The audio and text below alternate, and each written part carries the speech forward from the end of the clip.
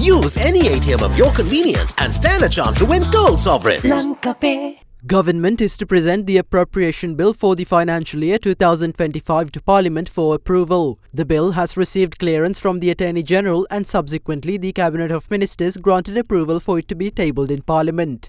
Meanwhile, the Central Bank is to submit a report to Parliament on the deviation of headline inflation from the inflation target in accordance with the provisions of the Central Bank Act. According to the agreement on the monetary policy framework under Section 26(1) of the Central Bank of Sri Lanka Act No. 16 of 2023, the Central Bank is responsible for maintaining the quarterly surface inflation measured by the Colombo Consumer Price Index at a level of 5%. The quarterly averages of surface inflation in the second and third quarters of the year 2024 have been 1.4% and 0.8% respectively, which are below the lower margin of the inflation target. A Public Investment Supervision and Evaluation Committee comprising 11 members is to be appointed to overcome various issues in the implementation of development projects and programs and propose measures that should be taken for the management and supervision of such projects. The decision follows the observation that expected development targets have not been reached in the past decade due to a lack of anticipated results and returns commensurate with the costs incurred from public capital investment.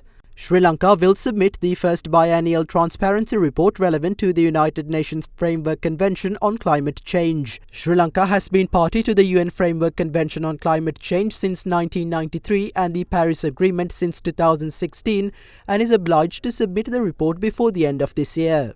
Government will implement a pledge loan scheme under subsidized interest rates up to a maximum of 50 million rupees for small and medium-scale paddy mill owners with a maximum daily milling capacity of 25 metric tons to purchase paddy during every growing season from the 2024-25 Maha season. The scheme was first implemented in accordance with a cabinet decision taken on the 14th of August 2023, and government has observed that the program has achieved considerable progress in previous seasons.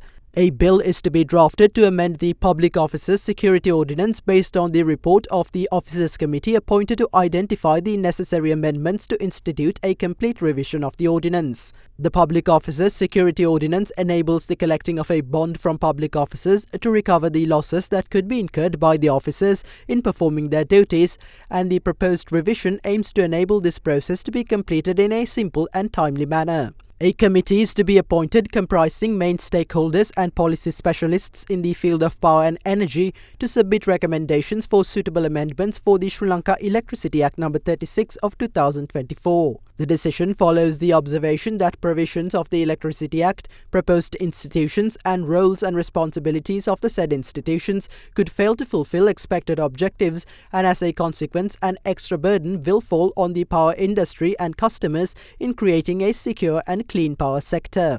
Sri Lanka will award the procurement for 900,000 1-gram vials of the Marapanam vaccine used to treat acute bacterial infections to Pakistan's MS Genix Pharma Private Limited. Meanwhile, the procurement for 9,000 40mg vials of the Tenectoplas vaccine used to prevent heart attack-related deaths is to be awarded to Sri Lankan firm MS ABC Pharma Services Private Limited. In the meantime, the contract to construct a 2-story steel structure warehouse for the State Pharmaceutical Corporation is to be awarded to MS Dockyard General Engineering Services Private Limited.